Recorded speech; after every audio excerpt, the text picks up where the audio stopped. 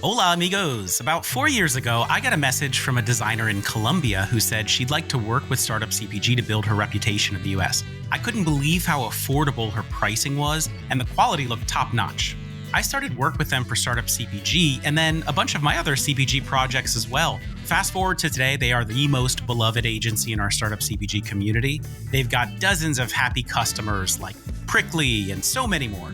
I recommend them to absolutely anybody who will listen because the combo of top-notch quality and very reasonable pricing is exactly what you want as a startup brand. You can hire them for branding, packaging, your website, or they actually have an awesome startup package that will do all three. If you want to learn more, email them at startupcpg@wagondesignstudio.com or check the show notes. You could also post on our Slack for feedback and just be overwhelmed by how many people want to sing their praises. Gracias, Wagon!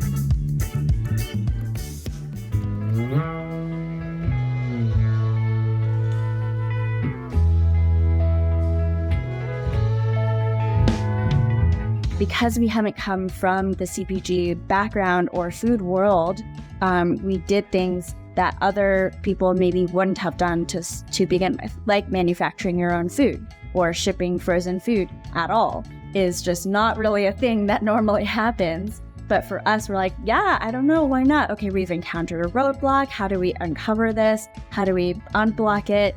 And instead of looking around and saying, okay, there's a reason why none of these companies exist. Why is that the case? Should we abandon this choice? And I think we just went kind of step by step to figure it out. Hello, Startup CPG listeners, and welcome back to the podcast. This is Grace, and I am here with another founder feature. Today, I talk to Jen, the co-founder of MìLà, which is a frozen Chinese food brand.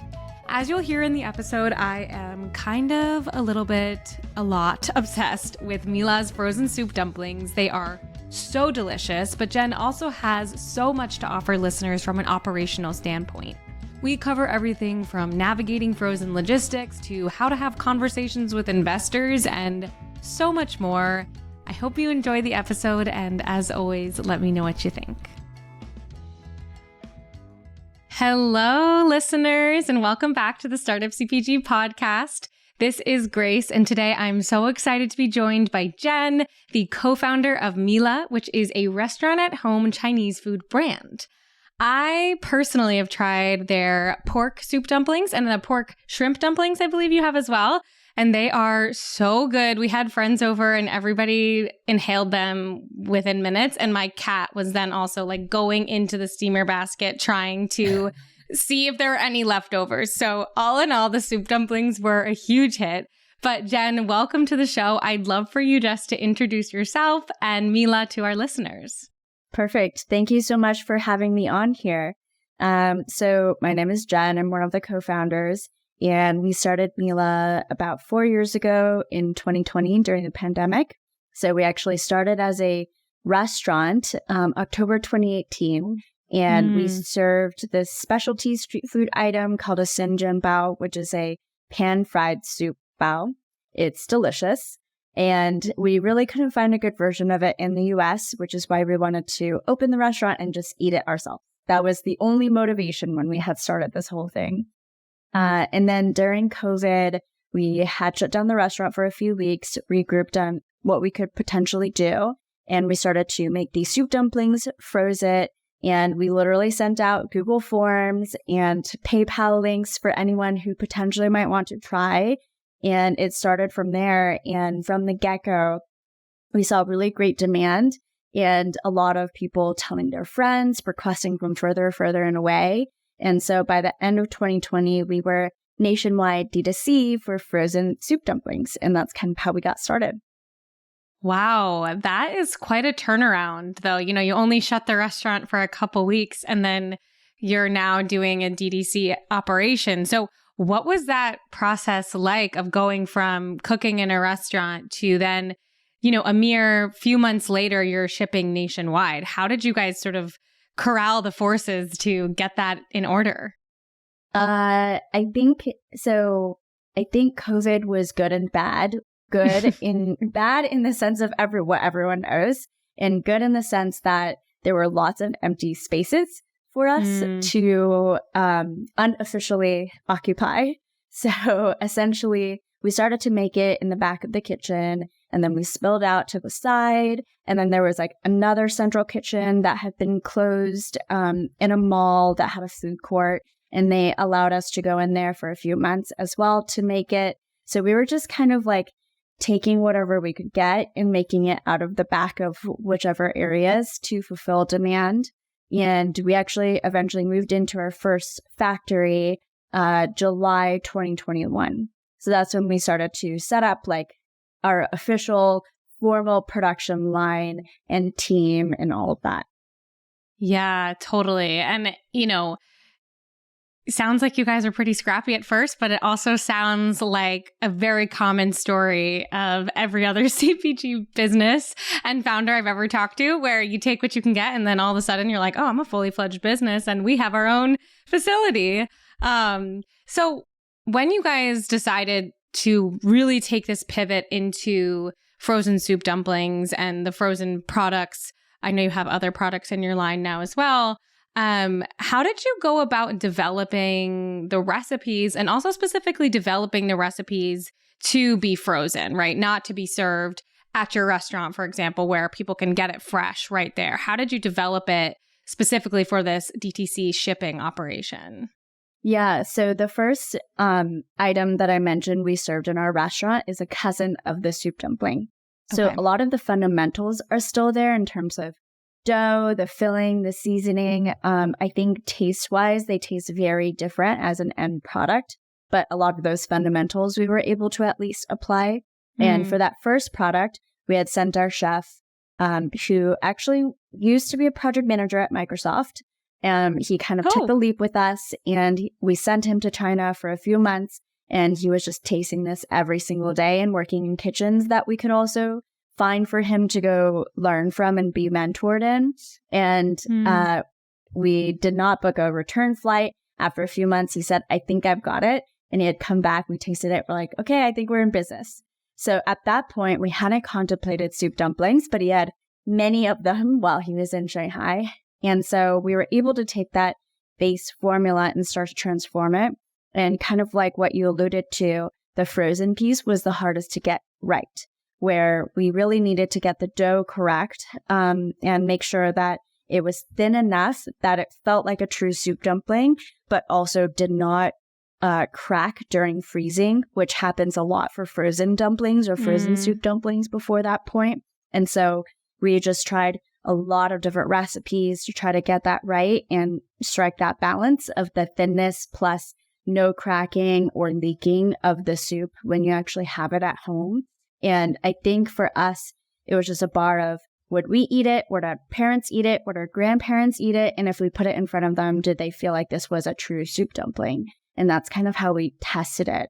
But for the formula and recipe itself, it just took lots of iterations, which we're still doing actually to this day, because dough is just so sensitive, where if you have different temperatures, different humidity, different flour, different humidity in the flour that you receive, it all needs to be adjusted, especially for something that can be as delicate as a soup dumpling skin. So we're just kind of continuously working on it. Yeah, I think that is something that's true too for a lot of brands, where people think that the first iteration that comes to market has to be the final iteration. And the truth is almost every brand is continuing to iterate. And I will say none of my soup dumplings split or had anything happen. So my temperatures were all good. And another thing I loved about your soup dumplings, which is maybe really specific, but I feel like I've had soup dumplings before, even in restaurants, where there's almost too much soup in it and it like explodes a little bit in my mouth and then also like everywhere else. And I really appreciated the size and ratio of filling to dough. So just got to shout that out, that was done perfectly. But going back a little bit to some of the origin of MìLà, which, obviously you guys worked with a chef. So it sounds like neither of you or your co-founder, who is your husband, correct? Yep. Yeah. That's So correct. neither of you guys necessarily have a professional food background. So what inspired you guys? You said we wanted to eat the food we like to eat here in America.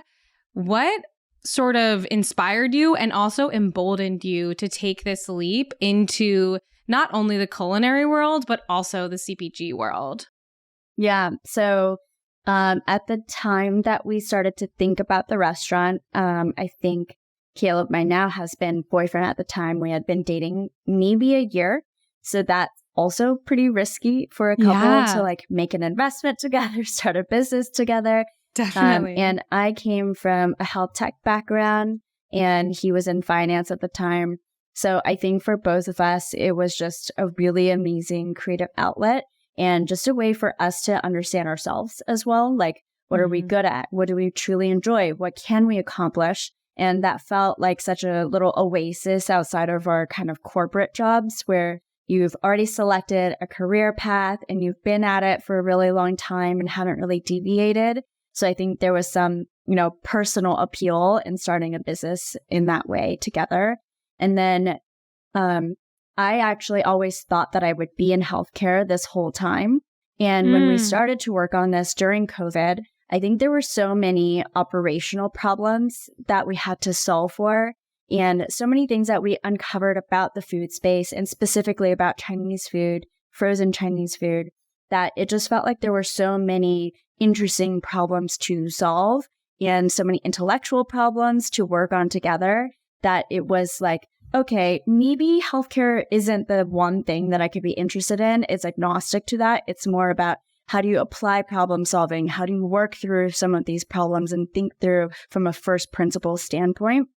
So I think for both of us, that was very important and probably where we made some mistakes that have turned out well for us. And because we haven't come from the CPG background or food world, we did things that other people maybe wouldn't have done to begin with, like manufacturing your own food or shipping frozen food at all is just not really a thing that normally happens. But for us, we're like, yeah, I don't know, why not? Okay, we've encountered a roadblock. How do we uncover this? How do we unblock it? And instead of looking around and saying, okay, there's a reason why none of these companies exist. Why is that the case? Should we abandon this choice? And I think we just went kind of step by step to figure it out. Yeah, absolutely. Oh my God. I hear every CPG founder who's in frozen always just saying like, why did I decide to do frozen? So I think it definitely has some of the biggest hurdles in navigating cold chain logistics. And do you have any advice for any other frozen brands who are maybe earlier on in their journey than you are about how to navigate some of those hurdles in the frozen space? Yeah, I mean, I think there are some things that we were just purely lucky on. And I think that's hard to replicate. And then there are some things that I think we did it in a very stepwise approach that other people can adopt. Like we're very lucky in hitting product market fit right away. We're very lucky in that at the time that we started, I think paid ads were very cheap. And so it was super easy to test out different things. And so we could afford a lot more in terms of supplementing or covering and subsidizing the shipping cost for frozen. I think most consumers don't realize that frozen actually costs a lot for D2C to ship. Everyone is used to free Amazon shipping, 2-day shipping now.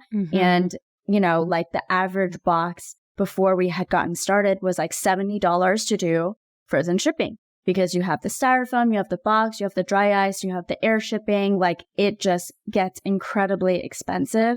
And I think if you go on, there's like Goldbelly as a platform, most of them have a $70 added frozen shipping cost. And if you do like fresh frozen seafood or butcher meat, then like those also have very high costs as well. But the whole model is around, you have subscription. And so it gets baked into a lot of that. But for us, because we started in a time period where ad spend was quite cheap, then we could afford to, I think, subsidize a lot of those. And we just like worked very rigorously to bring down those costs quite a bit as fast as we could. And it did mean working with like independent warehouses to build out all of their SOPs. So they also were not really prepared to do frozen in such a sensitive way. I think other foods are a little bit easier in that you can do ice packs. And even if it melts a little bit, it's okay from a food safety perspective. For us, it's more sensitive in ice cream.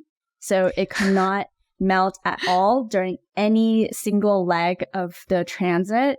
And so for us, we had to build like all of the spreadsheets, all of the tracking, and like we trained the warehouse teams in order to do that. So it's a lot of, I think, upfront legwork, but it was worth it for us in how we did it. But for us, we had basically mapped out 6 different warehouses across the US. So that way we had full 2-day ground coverage because air shipping is a lot faster. But if it gets stuck, that adds 1 to 2 days. And then for sure it would be melted by that point. So I think that was kind of how we tackled it. But also, I think you can go stepwise, as I mentioned, where we started local. It was like 10-mile radius around where we were making them. And we hired task rabbits and just used like Google Maps, dropped it off on people's porches. And then as you expand it a little bit more, there are a lot of last mile logistic providers that you can work with where there's 1-day shipping. And that's much cheaper than if you're trying to do nationwide. And I think those give you a lot of good data points of product market fit, right? So like if it continues to have demand and people are telling their friends and people are coming to you asking if you can expand further out, that's a pretty good indication that you've hit on something that people want. And so you don't have to be like, oh, I'm launching this whole huge thing that is nationwide. It's perfect packaging, perfect logistics. Everything is already totally built out to even get it out there. We started with Ziploc bags and brown paper bags, and it was janky, but it was okay. Yeah. And what made you feel like you were ready to take that leap to nationwide, given that you started in a more local radius? It was because when we did turn on ad spend, we were not hitting the ceiling at all. Like no matter how much we had scaled at that rate, we weren't hitting anywhere where it looked like it was starting to plateau or diminish. So in terms of the supply and demand side, that was already covered. And then on the logistics side, that's just like brute force. We have had situations where I think it was the end of 2020 or the beginning of 2021, where there was a truck that had our shipment of soup dumplings going to a warehouse. It broke down and it was like going to be a holiday period. And if we didn't go to pick up the soup dumplings, then the entire truck would have melted, which would have been a disaster for us, obviously, as kind of like a bootstrap company at that time. And so we just like had someone on our team literally go there and make, like 6 different trips in order to bring all of the soup dumplings back to a warehouse and then refreeze it and then send it out later. Oh my God. Yeah. Yeah. So it's just a lot of, labor of love at that point. And then as you go, I think it's just anticipating what do you need to do to build for scale ahead of time. And I think it always happens faster than you think it will. So it's good to be proactive. But like you can't fully plan it. And then all of a sudden it's happening to you. And all you can do is say, I'm so thankful that I have this team member or started this system or we switched to this provider literally one day to 2 days before we needed it. And we got lucky on that. We'll be right back. Are you paying a ton in shipping to send out products, samples, and whatever else? The fees really add up, but lucky for you, we now have a partner that gets you access to the discounted shipping rates that are usually only available to those big companies. I worked with them for my last beverage brand, and I can tell you they definitely got us savings. Whether you're sending overnight samples, fulfilling e-commerce orders, or even a 40-foot ocean container, our partner, Enterprise Purchasing Group, or EPG, has got you covered. There are a bunch of free benefits you can get by signing up with them. You can get up to an 86% discount on small parcel shipments from UPS, DHL Express, UPS, and more. You get really competitive LTL and FTL rates through UPS. You get discounted spot and fixed ocean rates through Flexport and Maersk. You get exclusive air freights, and you also get preferential terms with supply chain financing. All you need to do is reach out to Francis Agas. His email is francis, Francis, @enterprisepurchasing.com. mention the Startup CPG discount and take advantage of those savings. Good luck, everybody, and happy shipping. And now, back to the show. Yeah, totally. So much of it is luck and so much of it is planning. And it's just kind of a combination of the two things. And I think it's important to remember both aspects. You can't control everything and you can control as much as you can. There's so much I want to ask you guys about MìLà. Just because as you've grown so rapidly over these last few years. But one thing I guess we'll touch on before we go any further is the fact that Simu Liu is on your team. I was looking at that, said, that's so cool. For those who don't know, Simu Liu, famous actor. He's in the Marvel movies. He was in Barbie. All in all, cool person. But I feel that for many small brands, getting a celebrity endorsement like that is huge and can do a lot just in even spreading word of mouth. So what was the story of how he got involved? And then B, how has it been working with a celebrity involvement in that way? Yeah, so we actually, for our first investment round, our investors were able to find someone who knew his managers. So we were able to get it shipped to him that way. So there was no direct contact in the very beginning. But then we heard that he liked the product and he was going to put in a small check. We later found out that his parents actually had eaten all of the soup dumplings. He didn't taste it, but because his parents had said, this is fantastic, he was like, that passes the threshold for me. That's a good endorsement. And I think I can take a little bit of a risk on that. After that, it took about a year where I was kind of following up with his team to see if there was an opportunity to meet or to sit down together. And finally, one whole year later, we were in the same place at the same time where he had a window. And so we got to lunch, and I think neither side really knew exactly what to expect, but it just started to click really well in terms of what we were looking at from a value perspective, mission, what we wanted to accomplish on a cultural perspective, product perspective.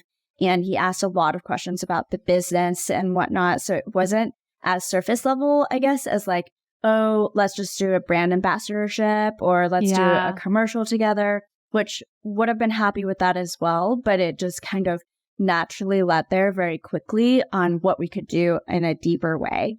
And so hearing that, I think it felt like a really good fit for us. And then it was about crafting the partnership to really reflect the spirit of what we talked about, where it's not about just posting or mentioning it or appearing in spots, for example. We did want him to feel like he was integrated into the business. And so that's how we structured the partnership, was monthly meetings, attending board meetings, or board meeting reviews and business updates, and then creative strategy sessions. And on top of that, kind of some of the things you would expect from a brand ambassador, to just have a pretty frequent cadence of engagement and moving things along. So that's kind of how we structured it, which I think was really important because if you think about it, each person can only prioritize so many things in their life and in their day. And the more meaningful it is to them, the more that just naturally takes mind share. And so I think for us, we wanted whatever we were offering to feel equitable and equate to him being able to put in that effort. And then also what he was getting from us and understanding he could translate into how he thought about it or integrated us into opportunities. So that's kind of how we leveraged it, which is, I think, a little bit more unusual for this type of partnership, where it's either you own a large chunk and you bought a large chunk or invested a large chunk and it's your company as a celebrity, or it's just the commercial piece and somehow we were able to figure out this slice in between. Yeah, definitely. It's so awesome and definitely speaks to A, the quality of the products you guys have, but also B, the mission and what you guys are trying to do around bringing this Chinese food to all of our kitchens, which, I personally am very grateful for. You mentioned too some other investors, and something I've been hearing from a lot of CPG founders is just the struggle with funding in general. And I know you guys were bootstrapped at first and then did some fundraising. So I'd love to hear a little bit about how you approached fundraising, especially now as resources in the funding world have shrunk. I've heard that anecdotally from other founders and have seen it myself. But how did you guys approach fundraising? And then any advice to brands who might be where you were, a few years ago or 2 years ago, maybe? Yeah. So I think for our first round, this again was a little bit of a combination of luck plus planning, where we weren't exactly ready to go out for fundraising, but we felt there was momentum. So it was like, okay, we're approaching a time period where we could explore something like that. So we had put together like internal materials. We had just pretended like, let's say we have an investor, we have quarterly meetings. How would we present that data and be rigorous about it? And so actually when Imaginary was our first investor, they had reached out and they found us because a friend had sent them the product. They ate it. They're like, oh, this is so good. And we seemed, like we didn't know what we were doing at the time. And I think they were pleasantly surprised by how much infrastructure we had built out. It was more just like marketing and branding that was pretty weak at that time. And so I think it felt like they had discovered it and there was really something there. There was momentum. And because we had these materials that we were already using internally, it became a much easier process to move fast. So then we were able to take advantage of that momentum and translate it to kind of a term sheet and round. And that did happen before I think the fundraising environment had gotten a lot more difficult. So for our second round, I think this is probably more typical, where we had started to get in touch with investors from the first round and just kept in touch with them every so often, like quarterly check-ins, or they would reach out to see how things are going. And for us, the most important piece was forecasting correctly. So it's like, hey, here's what we plan to do. Here's how we're going to do it and the timeline we're going to do it on, and showing at every single juncture that we hit all of those plans. I think that builds 100% confidence. Like, let's say it's not as crazy growth numbers as some other companies, but if you're consistently hitting it, then it feels like you operationally know what you're doing and you fully understand it and you have a team that can be trusted. I think that goes a really, really long way. So we just kept people apprised along that journey and showed that we were able to hit it. And so then by the time we were ready for that second round, I think several investors were primed and they were looking at it. It was very interesting. So we did it. We started the conversation November 2022. It was about 3 weeks after we gave birth to our kid. So it was like pretty tight timing, but we knew that the whole fundraising environment was turning down. And there was momentum from us in being able to take our product launch and translate that to projections and how we thought things would go. So we went out there and did it then. And again, it's just like the prep beforehand and showing that you have the data points and hitting those creates just a lot of confidence. But we did see that it was either you were already clued in and ready to go, or it took a really long time to activate another investor. So if we reached out to someone we hadn't really been on that journey with, it took them like a week or two to even respond to us about a meeting, which was, I think, crazy. That would not have happened before this fundraising environment had weakened a little bit. Like people would be all over it. There's a lot more discipline. There's competition for deals. And now it's just like, oh, I have time. I can be leisurely. And so you have to like create that, urgency a little bit. Yeah, totally. That's really interesting. And an aspect I hadn't thought about, that they have less money, but so many people coming to them for the money. So they're kind of like, oh, I'll get to it when I get to it. But I'm glad it worked out for you guys in the end. And I've seen just, looking into you guys before this interview, that you've been able to leverage some of that to continue MìLà's growth. You guys seem to have been growing into a lot of different retail locations after, seems like at first, primarily DTC. I know a month or recently you launched nationwide into Whole Foods, which again, for many CPG founders, I think is kind of a dream retailer of sorts. So could you speak a little bit to the process of how those conversations went with, let's use Whole Foods maybe as an example. How did those retail conversations go? And what was the process like of actually going from conversation to being stocked nationwide? Yes. So kind of like you said, we were D2C all the way up until last year. And for our first retail tests, we had tested a few locally. So they were people like specialty grocers, Town and Country, Met Market, QFC were the three that we started with. And because they were local and it was a little bit more contained, they were just really great partners with us in terms of allowing us to run different tests. So we did different products, different price points. We changed price points from month to month. We did an A/B test of like sauce packet, no sauce packet, and they gave us all of the data. So they were just fantastic partners for us to work with, which I think is helpful to like show this data to other retailers as you pursue bigger retailers, but also for us to inform things because we wanted to understand the risk of bringing frozen soup dumplings, which needed to be steamed into a retail environment. So that's how we started. And those conversations were a little bit easier to navigate because they were local. We actually also had Wegmans reach out in 2021. So they waited 2 years for us to come into retail. And they kind of kept in touch basically every quarter, asking if we were about ready and when they could stock us.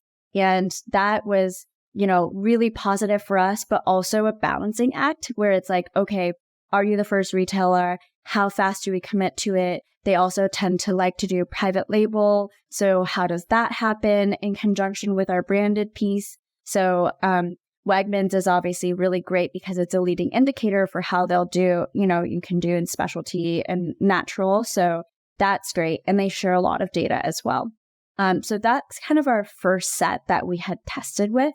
And then we started to expand outside of it. Costco actually was our first major retailer, which is very unusual for, I think, a CPG brand. But it made sense for us because we had started with family packs online. And so it's huge family packs at a certain price point. And for Costco, it's really appealing to go into family pack size right away with better pricing. And so we were able to test Costco pretty quickly as well. So last year was kind of the year of testing. And I think there are people who are more disciplined than us, where they'll say, okay, specialty first, natural next, and then you have conventional, and then you go into other ones. And then by that, you have a force ranked order of stores and you fully saturate a store first before you move on to another one. We didn't approach it that way. We basically did many different regions, many different retailers, subset of that, which was weird from like an online marketing strategy perspective, because then you can't really market a specific retailer. Because if you're only in 20% of their stores, how do you get people to go to the 20% that you're in? So it's kind of just a weird place to be in. So we did do some creative marketing where for Target, for example, we had a red envelope campaign. So there was a red envelope with actual cash taped to the back of our bags. So there was one bag per store that we were in Target, and they somehow approved us to do this campaign. And then we ran ads based on this Easter egg hunt to find the red envelope. So then we can make it a little bit more of an interesting campaign to like find the store locator versus just a straight go to Target and there's a 20% chance that you'll maybe find us there. Yeah, that's so much fun. And I love that. And there is another brand, I think Bim Bamboo. It wasn't the exact same thing, but you could go and get a free Bim Bamboo if you like found where they were located near you. And I did go and because I like their product. So, it's maybe an upfront cost on your end to do that marketing campaign, but it sounds like it was successful for you guys.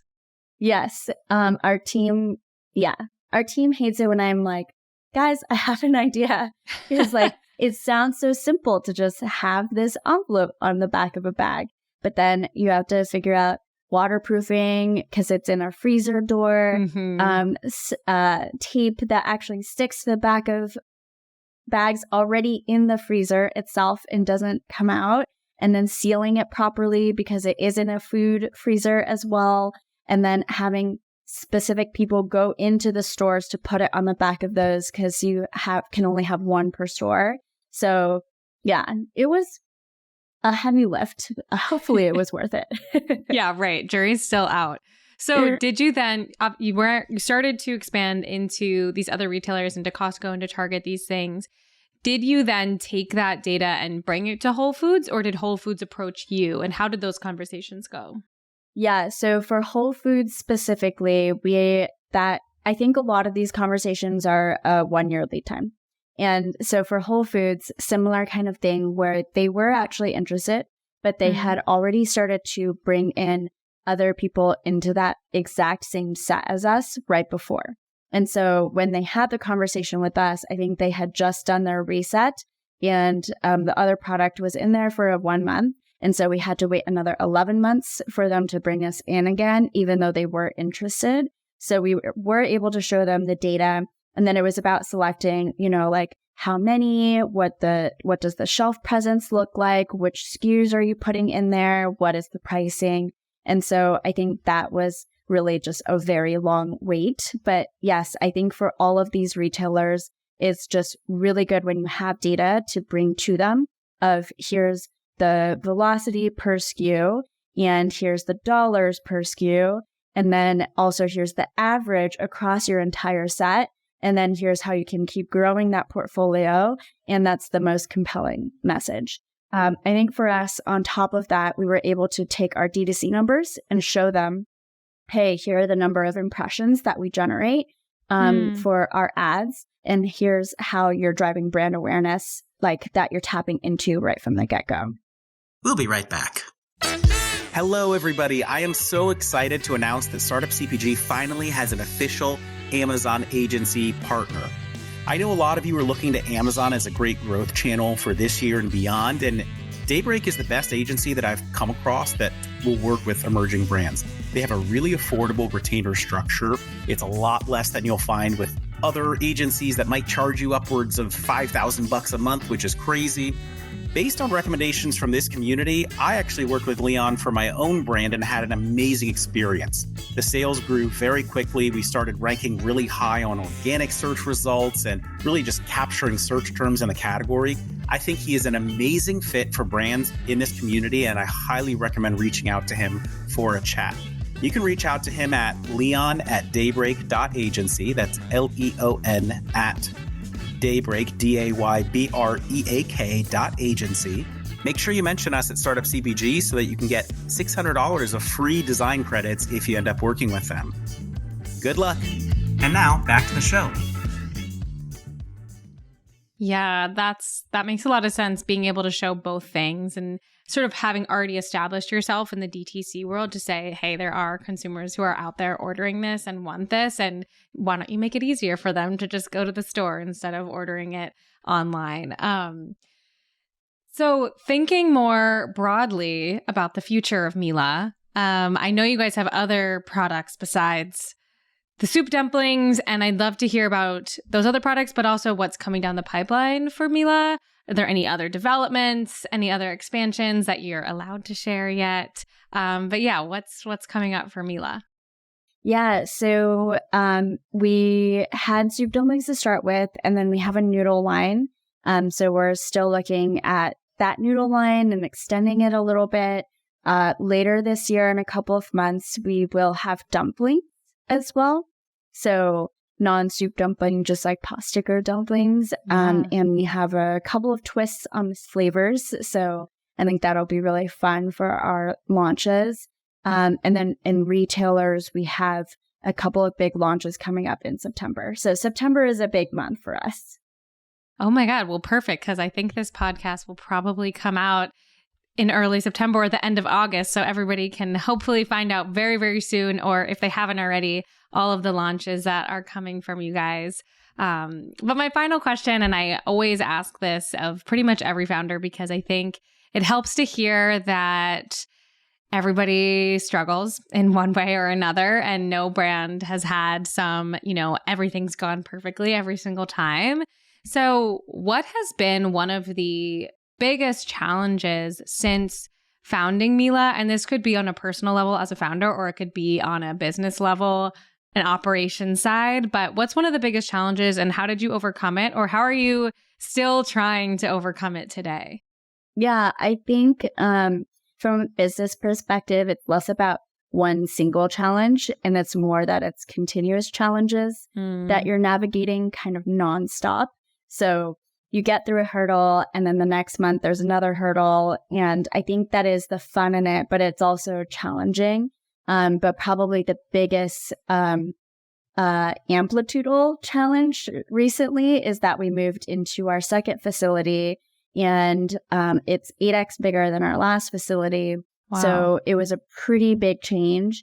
And I think for us, we mentally have thought of it as, oh, we're just like going to move this operation over there and then we'll gradually expand. And that's not really what happened. And like all of the infrastructure, SOPs, processes, scaling, team, like everything was just different kind of even 1 month in.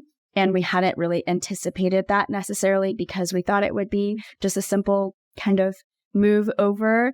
And so I think that's been challenging in the sense of we didn't anticipate it, but energizing and like an all hands on board, like we're working together to kind of figure that out.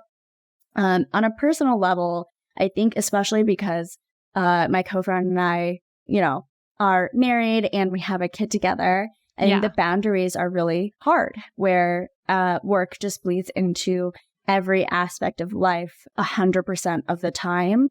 And knowing when to have time for ourselves or when to have time for just family and prioritizing that. I think those have been the most difficult things as we navigate it. And we do have to like constantly have active conversations about how we do that. So I think it has helped because we have a lot of communication now around what we want from each other and from our lives, but also hard because before the conversations, you just feel that there's like something that's changed and it's not exactly how it was, but you have to figure it out. Yeah, totally. And things change so quickly too in the business of running your own company. They can change in a minute or in a second. And, it happens every day.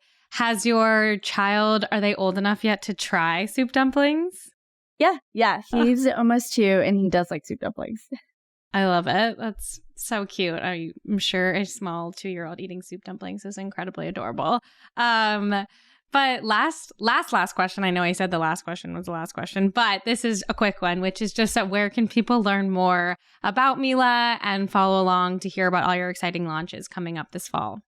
Yeah. So eatmila.com is our website, and then eat.mila on Instagram is our main kind of social media platform and where we do all our announcements. Amazing. Well, I can't wait to see what you guys do next and where MìLà goes next. And I think I am quite literally going to have MìLà soup dumplings for dinner tonight. So, it's working out perfectly for me. But it was so fun to chat with you, Jen. And thanks so much for coming on the show. Thank you so much. All right, everyone. Thank you so much for listening. If you enjoyed this episode of the podcast, it would help us out so much if you left a 5-star review on Apple Podcasts or Spotify. I am Grace Kennedy, the editor for Startup CPG, so feel free to add me on LinkedIn or reach out to me on Slack. I'm always on the hunt for new and exciting brands to feature. And if you're a potential sponsor that would like to appear on the podcast, please email partnerships@startupcpg.com. And finally, as a reminder for anyone listening, if you haven't already, we would love for you to join our community on Slack, and you can sign up via our website, startupcpg.com.